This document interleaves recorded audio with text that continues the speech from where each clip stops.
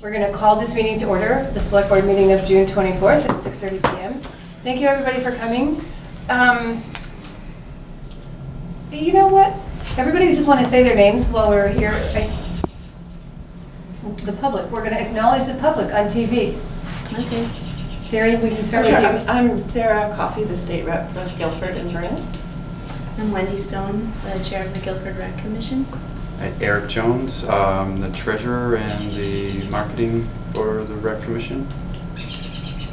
Justin LaRock, local resident. Thank you. We'll waive the mention of the rules of procedure. Are there additions to the agenda? Are there changes to the agenda order other than what I'm going to propose? No. I propose that we move Sara Coffey's legislative update to the third item after the Recreation Commission items under new business. That's a very good suggestion. Thank you, Richard. You're welcome. I don't think we have to vote on that, do we? No, you don't. Okay, so I would ask for approval of the minutes of the regular meeting of June 10th, 2019. So moved. Second. Is any discussion? All in favor? Aye. None abstaining. Sign those, please. You abstained. I abstained. I mean, I totally approved, but I abstained. Wasn't here.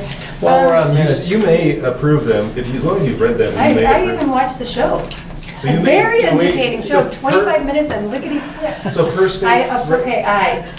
Okay. Do you, while we're on minutes, just want the people that missed, we Sure. apparently, the Peter and Sheila missed meeting. We did not sign the minutes. We did everything else well.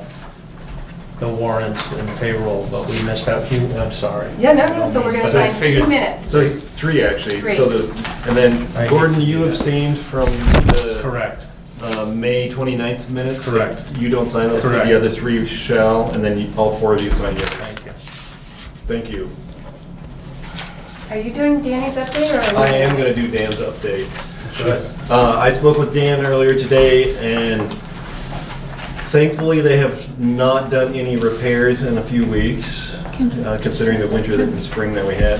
They have, if you have not already seen it, they have been doing lots of stone line ditching on Carpenter Hill Road for the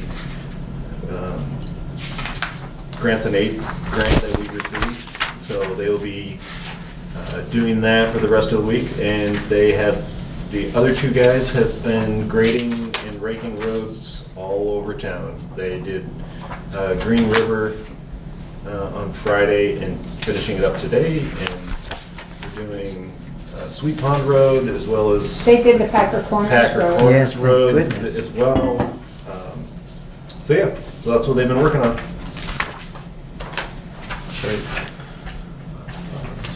Okay, thank you. So then, what, 3? Am I supposed to sign this? I can't remember. Oh, yeah, I was here. Okay, excuse me. So, Oh, sorry. Peter, would you like to, we had to do a reissue of the request for proposals for the Carpenter Hill culverts. We had 4 bids. I can read Just them like out. run through them for us. Yep, so Dan and I did the bid opening earlier this afternoon. We received 4 bids. We received one from Adams Trucking and Excavation from Westminster for $113,400. We received a second from Bernie LaRock and Son for $114,800. A third bid from M.A. Bean Associates for $126,000 even, and a fourth from Renault Brothers Inc. for $128,500. I did not hear back from V-Trans today asking them to, for those of you who don't know, V-Trans, this is a grant-funded project from V-Trans, and they have final approval over the decision on this. However, the select board can make their recommendation pending. To V-Trans. To V-Trans, correct. So, I'm going to make a comment. So, LaRock's bid is $1,400 more than Adams Trucking. LaRock is the firm that came to us and helped us understand that we didn't do we didn't follow procedure the right way the first time. Their bid is now less than it was the first time. And they, you know, I know that Beam came back a little bit less, and Renault Brothers came back Less, about less. 1,500. And Adams Trucking came in for the first time new. My understanding is that the select board does not have to take the least expensive bid according to the terms of the request for proposal if there are compelling reasons. And I would suggest that to my colleagues that LaRock is local, has helped us out on this before, is going to do it in a really good time frame. And I would suggest that we override, or we request V-Trans to override their, not exactly requirement, but strong suggestion that we go with the lowest bidder in favor, because of those reasons. And Well, it's not the lowest bid, but it's. No, they Well, want us to go with, they they want us- always say that we should go with the lowest bid, or they say recommend. recommend. And the only other piece I'm going to add to that is that it's a known entity. They've done a lot of work for this town, and we understand the job that they will do very clearly. And I think the So fact those that notes are maybe worth making. that they're a local firm is a compelling reason, and knowing that their work has been satisfactory, if not beyond satisfactory, previously, so. And I will note from speaking with Dan, his preference was to offer it to LaRock. And so, do we have a representative from the Mike, we have a representative. that who, and maybe you could invite him, Madam Chairperson, to invite him to say something? Justin, Did he would you like to want to? say something to this? No, I mean, I greatly appreciate everything that everybody said, and I do feel the same way. I can guarantee you I will do it to the utmost quality and then some. It is a road that I drive on. I've lived Right. here my whole life. You know, the company started here in the 60s. It's what we call home. So it was a little bit of we went through a little issue with the first one with clarifications for the bid. We knew there was padding between us and the next. We weren't gonna go up. That's not something we do in a small town. We didn't really have a lot of room to come down, but yeah, it would be something I would really like to put my name on. I also just wanted to note that, as most people here know, the first series of bids that we got was not comparing apples to apples, and I do have the bids here in front of me if any of the select board members wish to see them. All of the bids were nearly identical this time in how they were written out and how they were quoted. Perfect. So I think it's fair to everyone who put in a bid this time and how it was done. So do we need a motion to recommend? So I move that the select board recommends that Bernie LaRock and Son are selected to do the Carpenter Hill Culvert project. Second. Any more discussion? Can I just ask a technical question? Is that appropriate? I mean, as far as Sure. how it's Yeah. going to Yes. be done, I mean, the only person I think could speak to is Justin, so. Yes, it's a very normal thing on bid documents. Whoever the owner or a lot of times the engineer firm requests, and they hold the right to not take the low bid. But I have just a technical question about how it'll be built, constructed.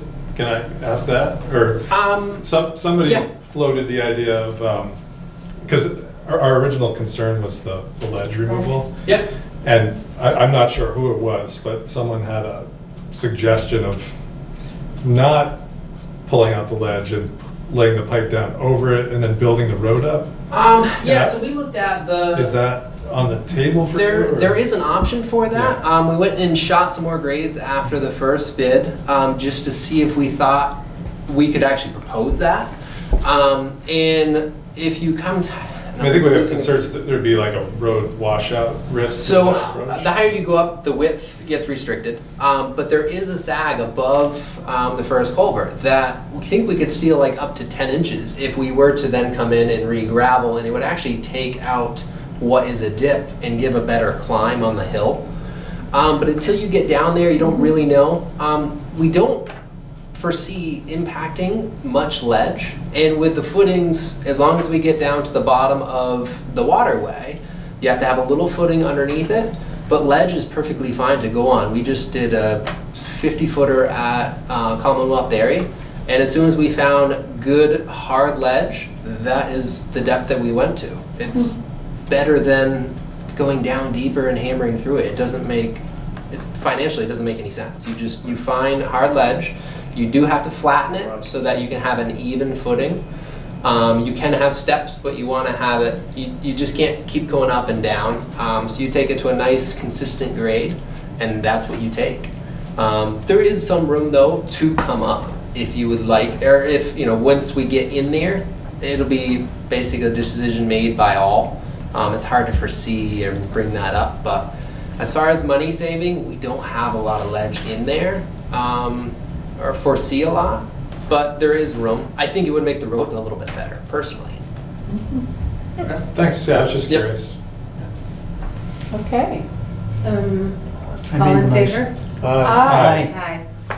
And thanks so much for coming. Thank you. Coming, Thank you Justin. very Justin much. for coming. Thanks, Justin. Appreciate it. Clear. Wendy, Eric. Recreation Commission update. Do you want to join us up Yeah, here? come on up. Scoot, you can roll up. Let's see. Ah, See, Eric's got it. Yeah, I'll do the old scooter blown. Hello. Hi, Wendy. Hi, Here. Wendy. So is this a copy of your It is report a here? copy, yes. If anybody wants to follow along. I want to listen. Wendy, I just am going to preempt Sheila's request. Would you kindly either share that with me via Google Docs or email it to me so I can include it with the minutes, please? Absolutely. Thank you. You're welcome. Okay, I would like to begin by acknowledging the death of Dr. John Dixon, who was a Guilford resident who passed away a few weeks ago. John was the husband of one of our recreation commissioners, Jake Dixon. He was known to be a devoted husband, a loving father of 4, a grandfather of 5, a skilled surgeon and physician.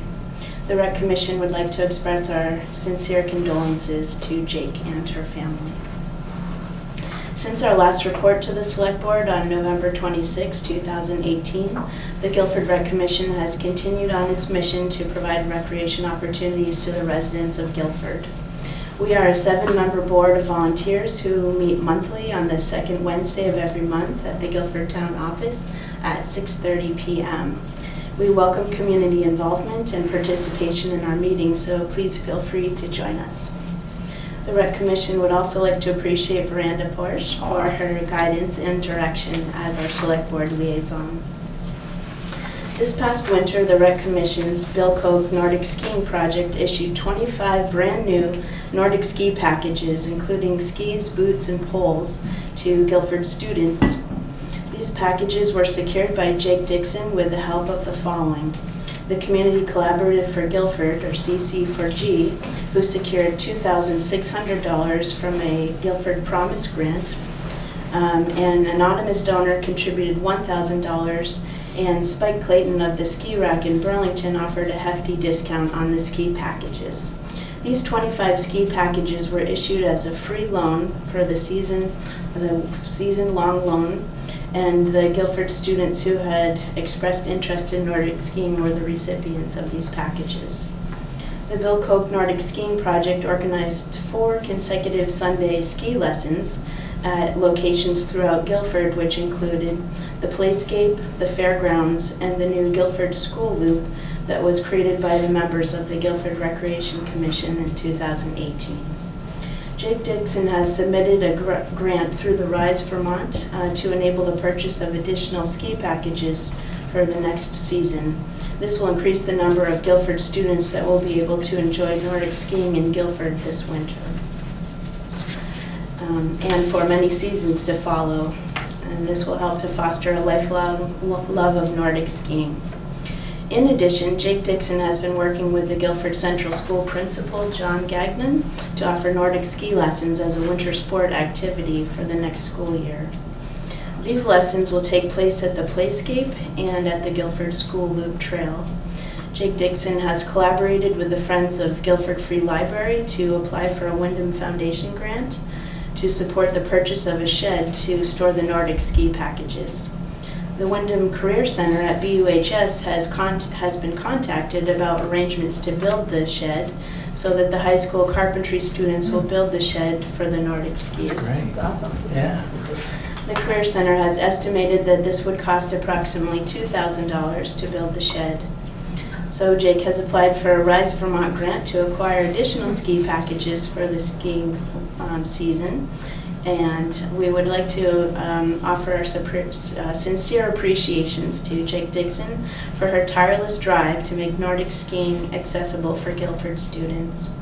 The Rec Commission has utmost gratitude and appreciation for Guilford native 1976 Olympic silver medalist Bill Koch for his Nordic skiing legacy, for his blessing of this project, and for inspiring a love of this winter activity. This past winter, the Rec Commission has sponsored its first Winterfest at the fairgrounds on February 16th.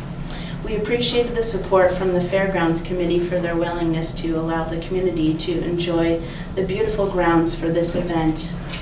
In addition to the roughly 50 participants, community involvement also included the Conservation Commission, who hosted a guided snowshoe walk, the Guilford Homeschooling Group, who supervised the sledding and the snow sculpture making, and the Cub Scout Pack number 447, who provided fire safety instruction and supervised the s'mores making. The Rec Commission provided hot chocolate and hosted 2 family-friendly Nordic ski races at the fairgrounds during the Winterfest. Special thanks to Mike Kachuk and the Pit Stoppers, who provided the grooming for the ski trails, and also to Mike Kachuk, who volunteered his services for plowing the parking lot for this event. The Rec Commission plans to organize the Winterfest again this coming winter. The Rec Commission participated in the Broadbrook Community Day on March 24th by sponsoring Elena Murphy of Inner Heat Yoga to offer free community yoga lessons to Guilford residents. Thank you to our Rec Commissioner Valerie Racine for her role in organizing this program. Oops. The Rec Commission hosted its 7th annual bike night at the Guilford Central School on May 4th. This event experienced its best turnout yet, with approximately 100 participants, many of whom tirelessly rode their bikes round and around and around the school loop, and while listening to pop music and challenging themselves to time trials, newspaper toss, and an obstacle course. Refreshments were for sale, and the kids were provided with supplies to decorate their bicycles during this event.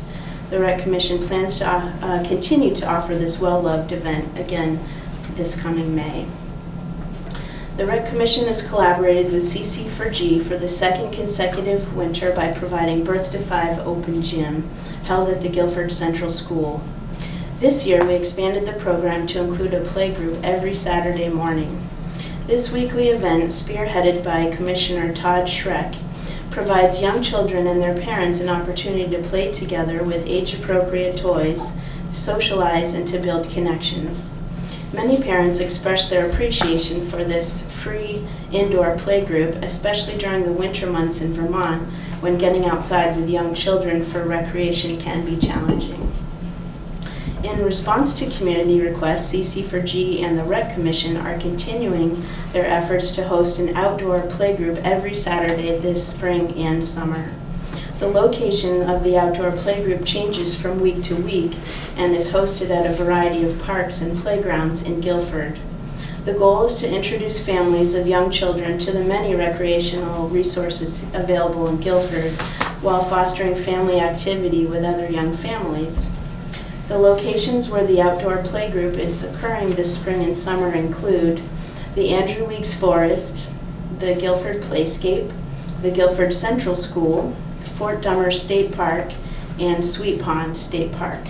A full schedule of dates and locations is available at our website, guilfordrecreation.org. The Guilford Center Village Natural Playscape Committee continues to make progress towards the enhancement and the usability of this Carpenter Hill Road property. The Playscape Committee is composed of 12 volunteers and is open to new members who are interested in getting involved with this rewarding project. We have had 2 work parties this spring, during which we have removed mulch and removed invasive species and bramble. The Rec Commission has purchased 40 feet of split rail fencing, which will create a safe boundary to the Broad Brook. We are seeking a post hole digger and volunteers to help install the fence. The Playscape is the focus of 2 grant opportunities. The first grant is from Rise Vermont, who is seeking opportunities to promote community wellness initiatives in Guilford through grant funding of small projects which promote healthy activities in our community. The Rec Commission has applied for and has been awarded this Rise Vermont grant for the purchase of materials to build 4 raised garden beds, a compost bin, and a hand-powered water pump. Once the funding arrives, these projects will be constructed by volunteers in the next few weeks. The second grant opportunity for the Playscape includes a State of Vermont Building Communities grant, which is designed to support municipalities and nonprofit organizations for capital cost associated with the development and creation of community rec opportunities. The 2 projects for which we are seeking funding include 1, the parking lot excavation to enable access from the road at each end and which will accommodate 10 parking spaces. And 2, the excavation of a 6-foot wide, hard-packed loop trail along the perimeter of the park to promote usability by people who are in wheelchairs, children in strollers, kids on tricycles, bicycles, and by people wanting to walk or jog around the property.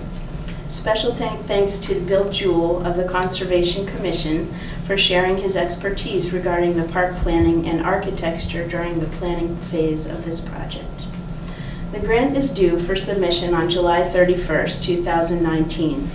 By this date, the Rec Commission must demonstrate proof of having raised half of the funding for this project, which is approximately $3,400. We are starting a fundraising campaign to raise money and ask that community members consider a donation towards these projects to enhance the usability of the Playscape. Donations can be made by sending a check to the Guilford Town Office at 236 School Road, care of the Guilford Rec Commission, or by dropping off cash or check at the town office. Online donations may be made by going to our website, guilfordrecreation.org. A donation of $50 or more will entitle you to a Guilford Recreation t-shirt, which Eric will demonstrate. Thank you. Yes. Please clarify the size of your shirt with your donation. And thank you in advance for your support. Rec Commissioner Eric Jones has helped to market and promote a baseball and softball clinic for boys and girls ages 6 through 18 called B3 Brattleboro Baseball Basics for the 2nd consecutive year. This program was offered by B3 at the Guilford Central School Monday through Friday for 10 consecutive weeks. Many Guilford students participated in this wonderful preseason skills clinic, which helped prepare them for the spring baseball and softball programs in Brattleboro. Mike Bingham and Eugene Frost run this program and deserve praise for their outstanding program. The Rec Commission has rolled out a new program for Guilford residents to promote the use of Fort Dummer State Park, which is located right here in Guilford despite having to access it from Brattleboro. The Vermont State Forest Parks and Recreation and the Guilford Select Board have supported this program, which enables Guilford residents to use the park free of charge during the day after presenting their free day use pass. This pass can be acquired by showing proof of Guilford residency to a clerk at the Guilford Town Office. You may keep your free day use pass all season long and use it as often as you'd like. This is a savings of $3 per person each time it is used. I would like to thank Eric Jones for his tireless behind-the-scenes roles as our treasurer and for maintaining the Guilford Recreation website, posting the events marketing for the Recreation Commission, and for creating new blog posts which are sent to subscribers' emails. And these all help to keep Guilford residents up to date on the current events. Finally, the Guilford Recreation Commission would like to invite all residents of Guilford to join us for a family-friendly community picnic at the Playscape on July 27th from 11 to 1 o'clock. The Rec Commission will be providing beverages and sandwich-making ingredients for community members to build their own subs. We invite community members to share a salad, an appetizer, or a dessert. Guilford community picnic activities will include water play in the Broad Brook, a giant slingshot, cornhole, and a water rocket. We hope that this picnic will provide a nice opportunity for people to experience the new developments at the Playscape while visiting with friends and neighbors and strengthening our community. Thank you. Thank you. Awesome. Bravo. Amazing. What a commission. Really, I wanted to say, since I'm the liaison, that the Rec Commission is a small group of people who just raise the level of engagement in this town in ways that didn't exist. I mean, what year is this of the Rec Commission? Like year 4 or something? Completed 3. Pardon? We've completed 3 years. Completed It's 3 amazing. years. And it's not Really like is. anybody, that everybody was in a stupor before the Rec Commission came along, but I mean, the kind of collegiality, the collaborations with all other groups, and just the invigoration of, you know, people's lives. It's just, it's great to serve as their liaison. I have a question. How are you advertising the need to raise the 3,600, is it? 3,400. Yeah. So beyond, it's on the website, isn't it? Yeah, Do well, you have in a the strategy to, Yeah, I put it on the website, and Yeah. we just started creating that this week, and it'll be live and ready to go probably by the weekend. so is that the The main? fundraising effort. Yeah, Yeah. yep. And that'll be sort of the building point, the foundation for the, Mhm. you know, the marketing. But we're open to other suggestions. I mean, you know, putting out there and other avenues would be great, you know, as far as maybe posters. I was thinking of a poster in Yeah. various places that says that we're looking to raise funds for. You know, we could put for a this shirt initiative. in Put the the shirt out poster, there, you know, yeah. something like that. But I think that the website is going to slow it down if it's just on the website, because people have to go to the website. When you're fundraising, it's most effective to go to Yeah, the I mean, we'd dome. love to have a poster in the town office Yeah. here for people to see, you know, and the store and wherever it might make sense. Library, Front Porch Forum. Yeah. I'll bet you'll be receiving checks from this group right here. Yeah. Thank you. Yeah, appreciate that. My kids have had a lot of fun at your events, so, Oh, good. yeah. That's nice to hear. The bike night was especially awesome. Yeah, it's fun. Well, I drove by Did it you go round and tonight. round, Michael? Yeah. Picking my son up after he took a little dive. I drove by tonight and it looks amazing. It Oh, really the does. Playscape. That's the Playscape, yeah, it's just, it's incredible. Yeah, it's been Transformation transformed. in a very short period of time. It's been, the mowing has been really nice and steady and, Yep. you know, and with the 2 work parties, we've cleared out a lot of invasives. I mean, that's what I see. Yeah, is I the mean, difference. the access mowing to the is- brook is a lot safer and Yeah, easier That's great. now, so. And it's wonderful to be making it accessible to wheelchair riders and other people who need a firm path. Absolutely. You're trying to locate the shed at the library, is that the idea? Or- Correct, Yeah. yeah. And the library will be signing out the skis through their computer logging process that they have for books. So residents that want to ski for the weekend or borrow skis for the week, they can go to the library and do that. So that's That's great. part of the program that we put together. So, also, Wendy, I think it would be good to put a somewhat abbreviated version of this in the Gazette of your report. I think I say this every time. But the next one, the deadline for the next one is July 1st. So you've got an opportunity to A, raise money, and B, just talk about all of this amazing stuff that's been going on in town. So- And when does the next Gazette come out? August. August? Yeah, I think it's usually, I think it's August. Can the town legally make a contribution to this? So that's the next issue, which is the RFP for the playscape. So, let's see.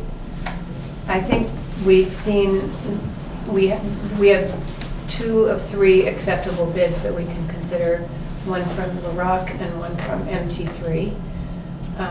MT3's was considerably higher than LaRock's, and I think the Rec Commission is recommending that we go with the LaRock proposal, which is for $6,800, if I'm not mistaken. And that's for excavating the parking spaces. Right, And and putting in the wheelchair walkway. accessible Putting in the wheelchair walkway. accessibility. So it's almost 60, it's 6,755.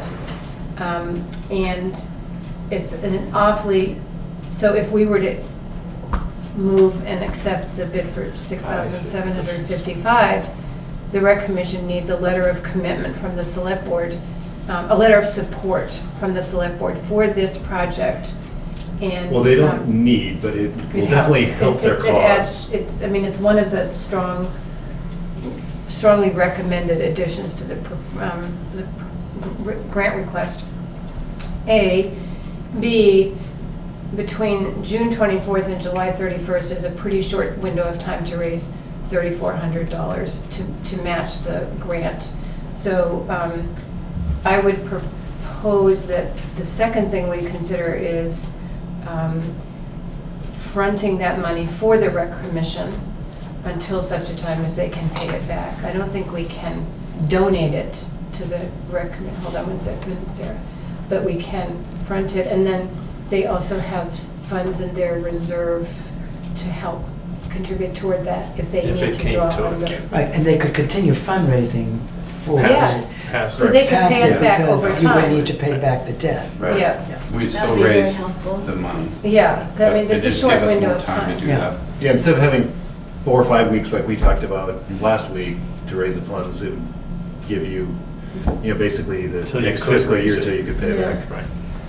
So Sarah, did you have a question? Yeah, these grants come through my committee in the house, through the building community grants. And my understanding is that it is a 50% match, but you don't need to have it in hand at the time of the application. They asked for a commitment. They want a commitment, but I think that if you have a group offering a pledge, then, yeah. So I mean, that was the idea that we Yeah. The would. town could offer the pledge. Yeah. Right. And I'd also be No, and I happy to like write a that. letter of support for you guys. Just send me something. Thank you. I'd be happy to do that. Thank you very much. I like the way you laid it out. That makes a lot of sense. Do we need a motion to do that? For both, We- yes. So, yeah, it says they need to have a Oh, you significant mean to accept- project budget sheet and supporting documentation that you have already raised $1 from non-state funds for every state dollar that you're requesting. So that's what it says in the grant. So I think that promise from the select board would help from the town. Does the excavation work improve the parking, or is there any It's gain? 10, it's- It's 10 additional? No, it's 10 10 spaces. total. Spaces total. Oh, okay. 10 total, but I think it will help identify the Demarc, right, yeah. demarc, thank you, Yeah. the proper area. So you need a motion Excavation. for the bid? The first one is a motion to accept the request for the proposal to do the work. And the second motion would be for the town to support it until such a time as the Recreation Commission has Is able to pay an back. opportunity to raise the funds that they need. So I would also include the letter of support And- from the select board with that. So I'll move the first motion, which is for the project to go forward. With With LaRock. I'll second that. At a price of $6,755. I'm just looking for it, I lost it. $6,755? I have it right here, so we can be specific. 6,755. Okay. And I will And you're move seconding? that. Wait, Oh, hang I'm on, sorry. that's Oh, sec- we haven't you seconded? voted on it yet. Oh. Any more discussion of that? All in favor? Aye. Okay, the second motion, Is that, I mean, as I understand it, that the select board will write a letter of support for the grant, and also will secure the funds until such a time as the rec commission can raise it. Guarantee the funds. Guarantee them. Mhm. Well, so we will guarantee the funds, okay. Second. Any more discussion? All in favor? Aye. Thank you, everybody. And Well, thank you. Thank you. Thank you Eric, both. thank you Job both. well done. The energy's amazing. I'm sorry to interrupt. Did you guys figure out about your donation box? You were going to request about that. You can explain the situation better than I can. We did have a secure lockbox that's been at the Guilford School that was there to receive payments for the sports programs we were providing. We're no longer providing the sports programs at the Guilford School, so we have removed the lockbox, and we'd like to ask that the select board consider having that installed or here at the town office so that people could drop off a payment in the lockbox. So let me just be clear about this. So the payment at the town office, would this be for donations to help support the grant? Mhm. I mean, because there isn't anything that people have to pay for except to help support.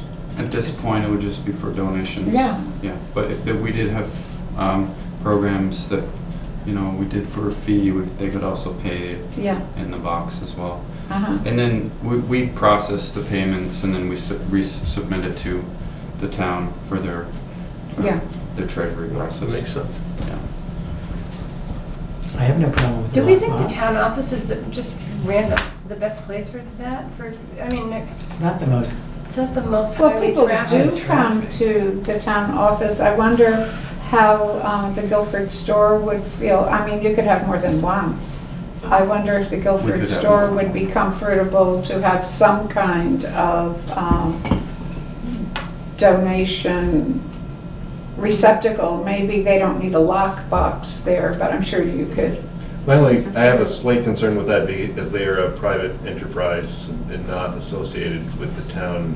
Since the Recreation Commission is a town entity under the supervision of the select board, I would personally recommend having it here at the town office, since we do have pretty wide range of hours that people can stop in before work or after work on certain days. And since it's going for a town purpose, that would be my personal recommendation. And some of it would be mailed to the office here. And it has to end up here in the end No, anyways. I yeah. understand that. I mean, I guess the distinction, I mean, I understand that it's a town project under the supervision of the select board, but if the rec commission had a donation box for business hours at the Guilford store, would that be any different from them having it for like the Humane Society? well, why don't we leave that to the rec commission? It sounds like that's a rec commission decision to make.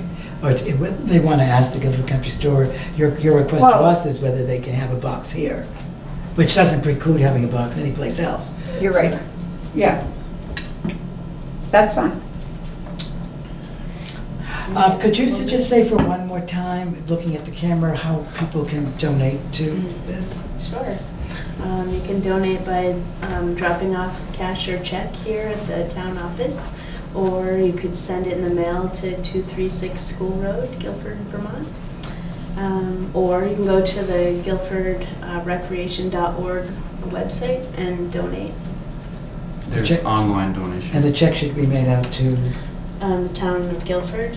Within the memo line, say, for the rec commission. That would be great. thank you. Thank you, Thank you. both of you. Thank you, guys. It was awesome. Thank you. Sara Coffey. Roll your chair up. Representative Coffey. Hi everyone, so I'm here. Hi. I'm here as your neighbor, but also now as your state rep, so it's kind of, it's really, exciting. it's exciting. It's really, I love with folks like who are participating in the rec commission, making Guilford a great place to live and work. So it's really quite an honor to represent this town. I'm not going to give you a full legislative report. I came with one highlight that I wanted to talk with you about, but I'll pass this.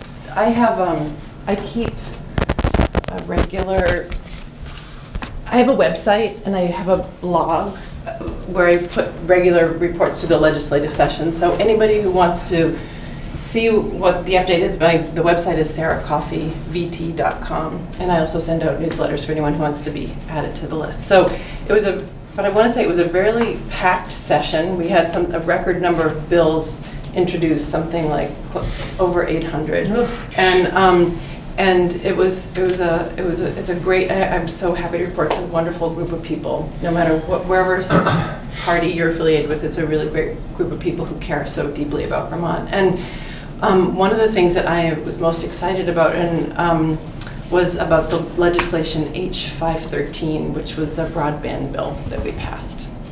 And that was what I just wanted to come and talk a little bit about with the select board, because when I did my door knocking, that was one of the top issues, because we know that broadband access to the internet is important for students.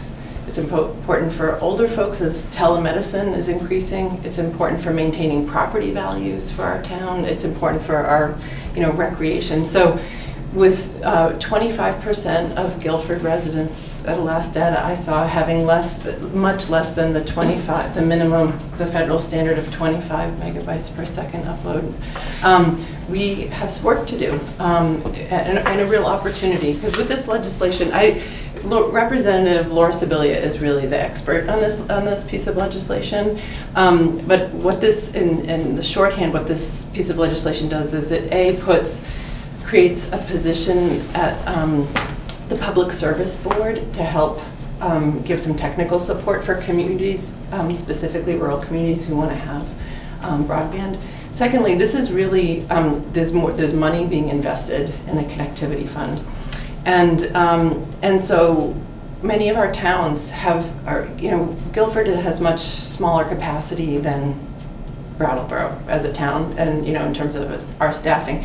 And a lot of our small towns like Guilford are in a similar situation as we're in. So I organized a meeting last week where a few of the representatives who represent towns like Reedsboro, Dover, Halifax, Marlborough, in Guilford, we came together with the executive director of the Windham Regional Planning Commission and the executive director of the BDCC, the Brattleboro Downtown Development Corporation, to put our heads together to see how we can help our towns move forward. Because really, towns could move forward as individual towns. However, we really feel like we need a regional solution, and that we're stronger together with our towns. And we're going to be sending a letter that will go via the Windham Regional to all the towns in Windham County, because the Windham County delegation really came together and really robustly supported this and really advocated for it. So Laura Sibilia sits on House Energy and Technology, and she was a force there, and that came through the House, and then Senator Becca Ballant really helped steward it through the Senate. So we really had Windham County really helped lead the way on this, and I'm really proud of that. So there's a lot known, and there's still a lot unknown, and I just wanted to give you a heads up that it's coming, but I'm hoping that we can, members of the delegation are going to help with some community forums. You probably have, I think Peter has gone to some of the connectivity summits, and that Sevez has put together. And this is really about how it's going to be kind of bumpy, because no big corporation is going to come in and wave. They would have already done it, right? Maybe waving the magic wand for connecting all of us. But we feel like there's some possibility if we work well together. So I just wanted to put that out there to all of you, that I hope to be an active organizer in this, because I feel like it's really, really important for all these communities. What is the legislation? Is it more than just appointing somebody? Oh yeah, I have it right here. So I'll give you the rundown. Okay. And, but this is so it is a rate increase to the Vermont Universal Service Fund, which will raise an additional $1.2 million. I'm going to give you the highlights because some of these are relate more to our community, to Guilford. This connectivity initiative, which is an existing program that the state that uses state universal service funds to award grants for ISPs, for broadband build out in underserved unserved and underserved areas. So the long and short of it is that there are grants and loans that will be available, and really there are some great examples. There are few examples, but there's some great examples in Vermont and in Greenfield to create communication union districts, which are essentially publicly owned utilities. And this is, as I'm not a broadband expert, I just know what the need is.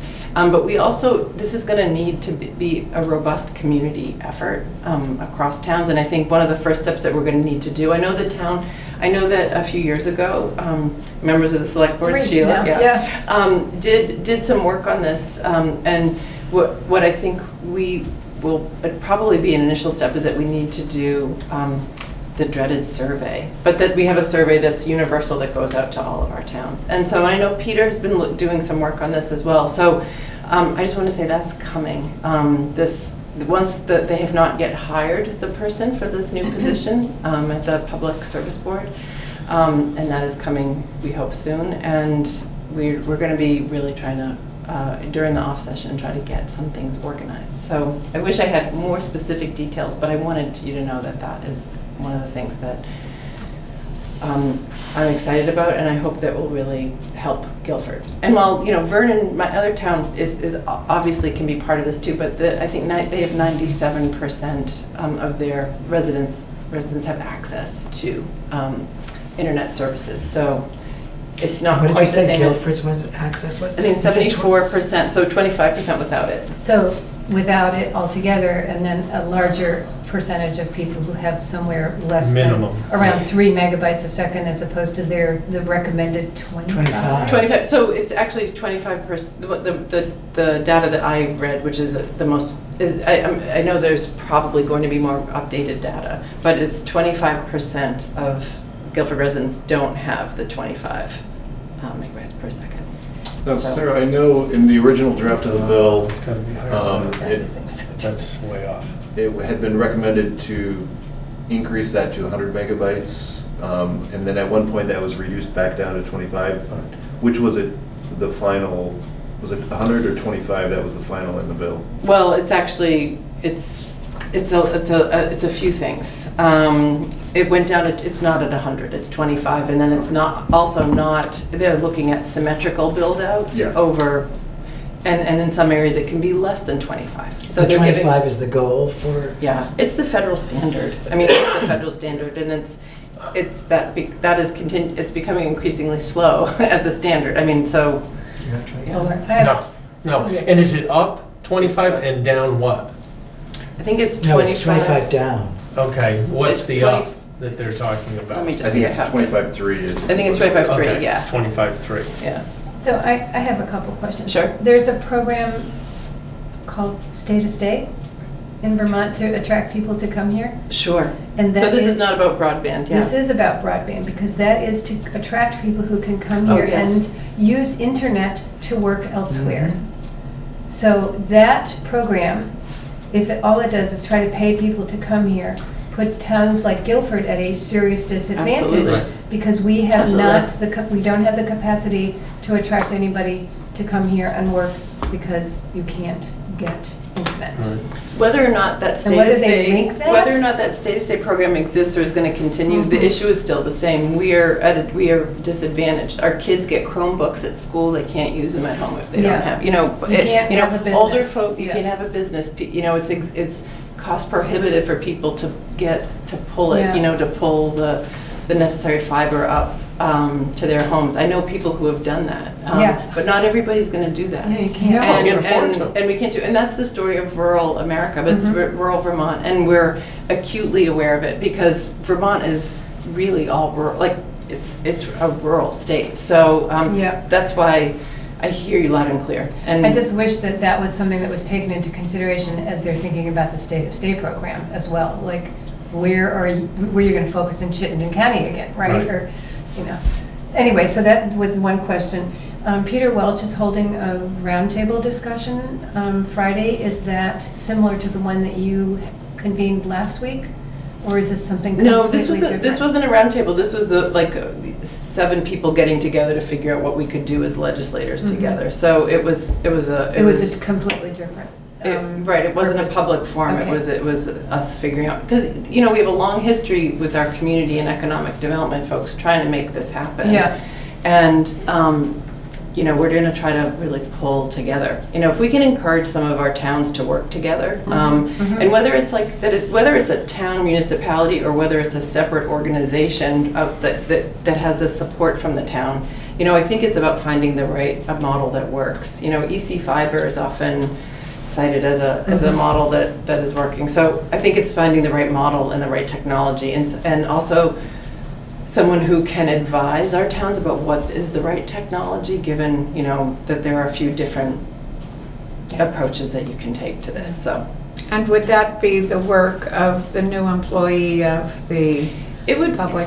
That person is there to facilitate. My understanding is that person will be there to facilitate a lot of this. But a few of us have said, we probably have to get somebody who can almost be our consultant. Because our town administrators or whatever are not broadband experts, even though Peter's really good at his technology and technology skills. I think it's something that we're all going to need, and there are a couple of people, and it's really going to be driven by the community and what's right for the community situation, because some places need cell service and others need internet. And sir, the only thing I'm going to ask you to keep in the back of your head the entire program march that we're on. Mr. Previs, Laura, I was at the, whatever they called that summit, I think 2 years ago? Yeah, 2 years ago. I was there too. And okay, you were there as well. The point is, 25 is nothing. And in 5 years, it is absolutely nothing. And all I ask is that when the state wants to spend money on broadband, they have got to do it for the future, not today. And, living in West Guilford, I just got my best from Consolidated now at 20. It's not even 25. Yeah. And that's the best they'll bring down the road. And they have fiber 1.6 miles from my house, and I can't get it. Yeah. So but I guess my point is the kids 5 years from now, they're not going to need 25. They're going to need, we need to have fiber throughout the town. I could not agree So with you more. all I'm asking is don't waste taxpayers' money on figuring out how to get everyone 25. If that's the governor's solution and the legislator's solution, I think we got a huge problem in 5 years, because it's not going to take care of the problem. So Gordon, this is what we do here is going to be driven by our community. It's not going to be dictated by the legislature or the governor. It's going to be what we want. And so that means that people have to step up and do it. I understand. So I think it's that's what it is, and I think they're trying to get. I hear you. Yeah, I and I'm completely agree with you. just, you're, the messenger, which I appreciate you updating us on. Can I just add on to that for the people viewing this? And I recently called Consolidated because they had a promotion that you could get up to 100 or something like that. And so I called and they came out and we did get 25. And so I'm suggesting that everyone call, because 25 was quite a lift from what we had previously. It is. So, but anybody can call Consolidated and they will come out. And in fact, our bill went down. That's To great. get more, whatever it's called. Well, and bites. fiber would even be cheaper if you could get it Right, from but them. but Just so you what know, they it said wouldn't was even go down more. we would have it much faster if we were Right. closer to the box. Right. The box is just about a mile away. Right, But same problem. that's a mile. And Gordon, I think But call fiber. Consolidated. My feeling is fiber is the future. That's where let's Right. build for the future. Well, we have to. If the town's going to consider doing anything moving forward, it's got to be fiber, in my mind. Eric, did you have something you wanted to say? Well, I know that, the governor or the state, I think, recently entered in a contract with AT&T, I believe. FirstNet. That's FirstNet. Yeah, and that's for repurposing UHF band old TV bans for providing high-speed internet through wireless technologies. It's mostly for emergency, Emergency. it's an emergency Is that what it is? service, yeah. And you're right, though, that there might be opportunities to piggyback Yeah. onto Yeah, it, I know but that it's a federal wireless program. technologies are much more affordable to integrate and a lot are accepted a lot easier for people. So all this work is to be determined by what the community wants. Also, wireless technology is challenging in mountainous areas. Absolutely. You know, Yes. and so That's true. it is, there's the more I've learned about it, it's like, it's the geology of the area, it's the distances that span between, it's really, it is. And so it's, FirstNet is actually being funded through, primarily through federal dollars. Right. Yeah. So what are our next steps? Well, we're going to be I'm really happy that Chris Campany is offering that the Windham Regional Commission, a letter is going to go out to all the select boards in Windham Okay. County. So this is to give you a heads up, it's coming, and we'll have some steps laid out. But also, people who want to be involved, there is an email address that I have right here. It is, sorry, I had it right here. It's SE, as in Southeast, SEVT broadband@gmail.com. And then those people will be included in communications about regional broadband discussions. And, it's going to be something to figure out. I'm not saying that we have a simple solution, but I think there are some towns, like the town of Dover is pretty far along, and whether there's a possibility to work together. Have you followed anything with Spofford? No. It's my understanding, I think it's Spofford. Spofford, New Hampshire?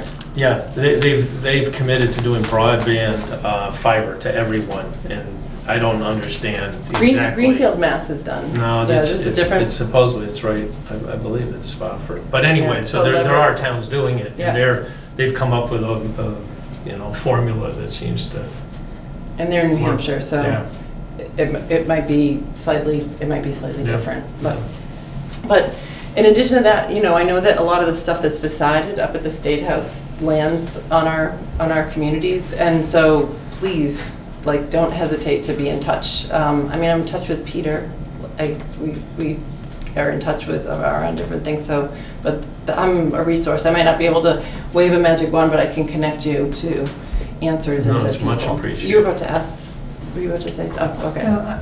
So I do have one other Sure. comment, which is that on August 26th, we're going to have a joint Planning Commission Select Board meeting to talk about possible growth trends in Guilford over the next 10 to 15 years. Great.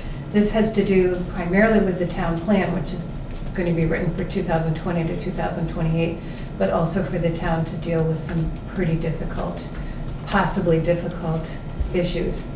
And this might be a good, and Chris Campany will be here, maybe some other people from Windham 26th. Regional Commission. And I unfortunately won't be able to be there. I'm dropping my daughter off at college. And congratulations. So I unfortunately, Yeah. but I'm sure it will not be all figured out in one meeting. No, I'm I guessing. think it's going to be the first public conversation about this. Okay. That we're trying to just get people to be aware of what might be happening and how to plan for it. So this might be a good topic to include in that conversation. Yeah, so I'm hopeful, some of it's going to depend on the timing of when we get, because there's some elements of this program that are going to be determined by this person in this new position. So it really will depend on how quickly they hire this person. Are you going to be at the meeting on Friday the 27th, 8th, something that Peter Welch is? It said BDCC.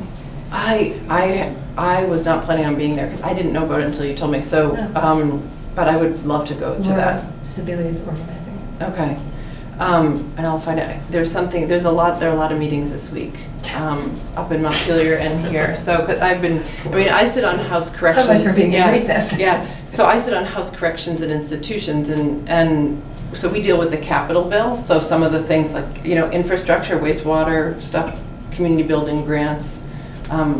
All the kinds of infrastructure projects that have gone through the state. and then corrections policy. So we're doing, in the off session, the Joint Justice Oversight Committee is doing a lot of work. We're embarking on Justice Reinvestment 2, which is looking at a number of criminal justice reforms and corrections policy issues. So that's happening a lot. I'm doing a lot of that work in the off session. So I just want to say, as a resident, thank you. Yes. Thank you, Sarah, and thank you for the Facebook, the publications, the newsletters, the emails. They are You're awesome. out there. Yeah, you are. Yeah. And- Oh, it's my job, right? Great to get this information in such a timely, friendly, Well, good. I easy mean, to understand Appreciate it. manner. that's what this job is. So also, you might think that I know everything that's going on, but actually I don't always know everything that's going on. So please always feel free to email me, like just about like meetings that are going on in town. I don't know if the town has an like you put things on, I read Front Porch Forum quite that's- regularly, but so if there are things, just please let me know. And that for community members too who might be watching, invite me to come to forums and meetings, and I'll do my best. I try to do as much of that as possible because it helps me do this job better. So Yeah. Awesome. Thank Thank you. you, Thanks, Sarah. Sarah. Thank you. Thanks for all you do. Have a good rest of your night. Thank you for Thank all you, your Sarah. service. So, town office water filtration. From the sublime to the Night, thank you. watery. Yeah. So as all of you know, we've been having a few issues with water since they did work on the well last fall during the renovation project. Initially, we had problems with sulfur smell, and so we had Gary Line come over, took a look at things, and he made some educated guesses on that. He also did a water test. He had guessed that there would be likely bacteria in the well, which we did. We had coliform bacteria, which you guys heard about. So then he shocked the well as well as our water heater with chlorine to get rid of that. The water test also showed a few other things. Our iron level was almost 10 times higher than the state limits, which he wasn't quite sure why that was. So he's done 2 more water tests since that time. The coliform is gone. He's done 2 tests to confirm that. Was that a question, though, that was a false positive? He Perhaps. contacted the lab to ask if it could have been a Okay. false positive. Because when you first presented it, you Correct. presented it that it was a false positive. He was when you suspecting did that the it, second. he was suspecting that it was. The lab they're not gonna- leaned towards no, Okay. that it was an accurate result. Okay. I'm not going to speculate on But that. we've had it tested. He's since actually done it twice. twice since, and they both times came back as negative. Well, then that's pretty clear that it's negative. The iron has come down a bit. It's still more than double what the state recommendations are, and I have documentation here if you guys want to see it. And then our water is extremely hard, and the sulfur smell has come back.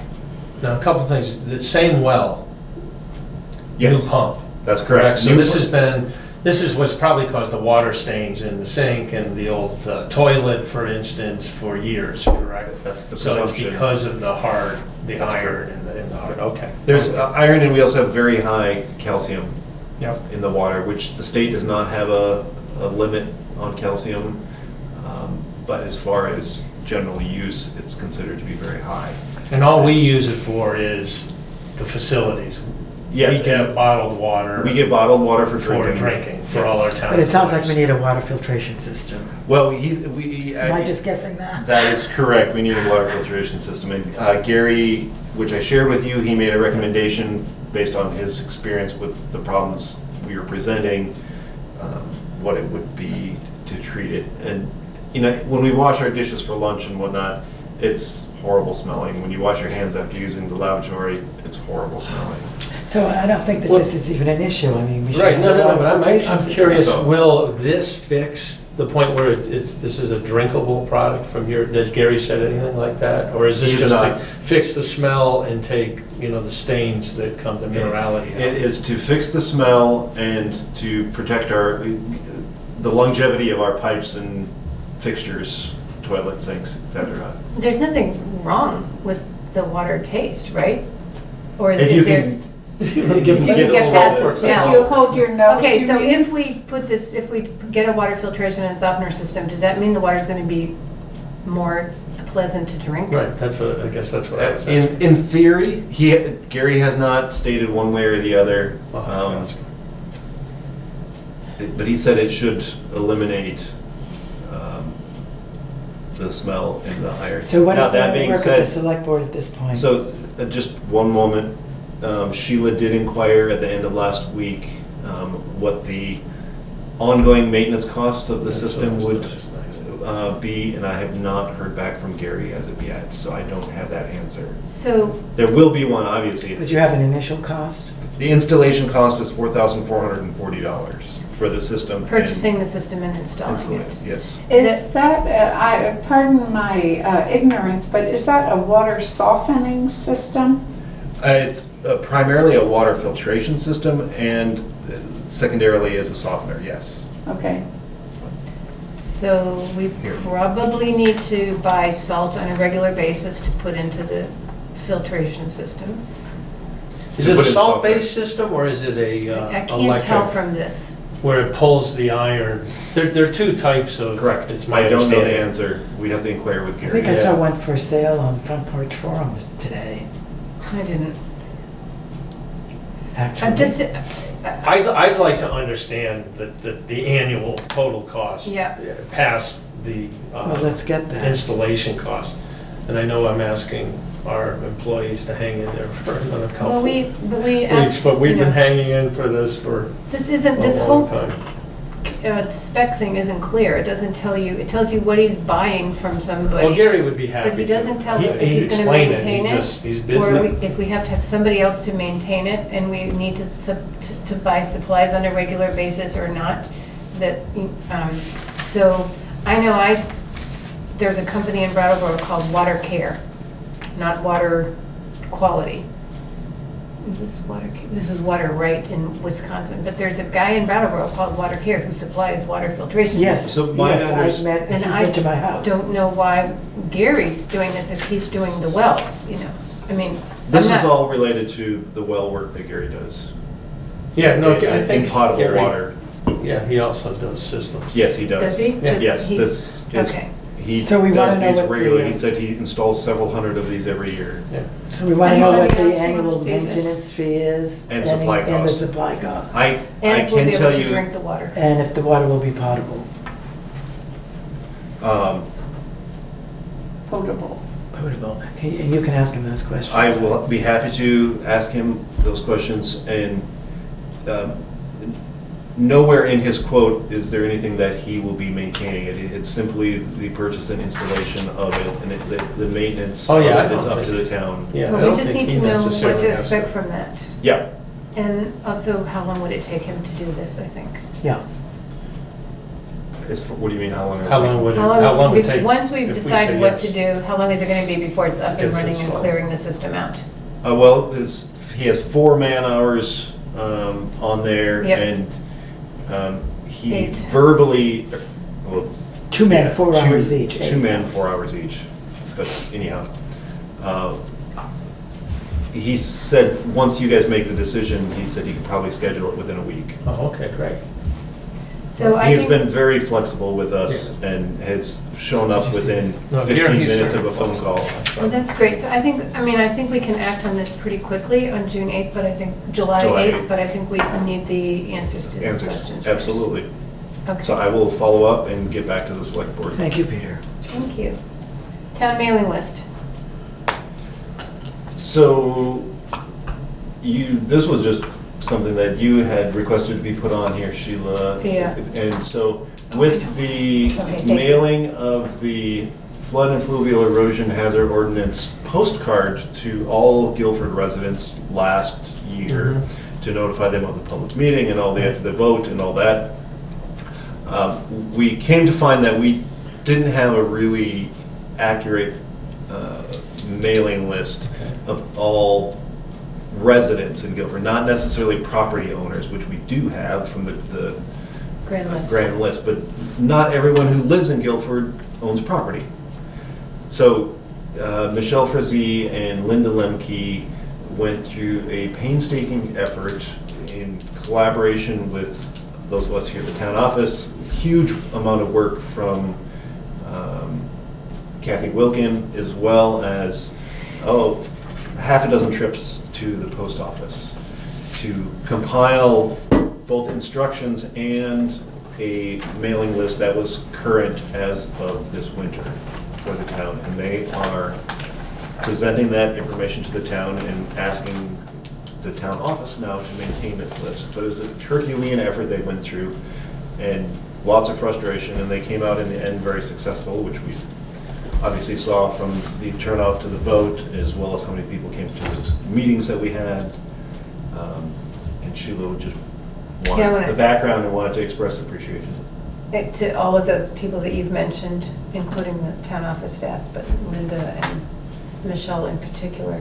I also have volunteered to sit down with Peter and Penny and see if we can update, make sure that the list is kept up to date, and then also perhaps add phone numbers and email addresses so that we can reach people more efficiently. So hopefully that'll be a summer project that we can work on. We do have to note that phone numbers and email addresses are voluntary only if folks want to. Yeah, so give we'd have to them. ask for opt-in, but I think we can figure out a way to do that. I think so, yes. Excellent. So that's that. Good, Richard.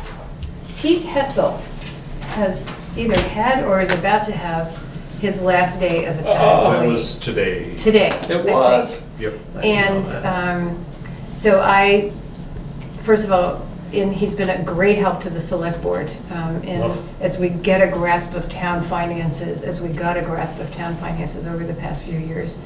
And he was a good mentor.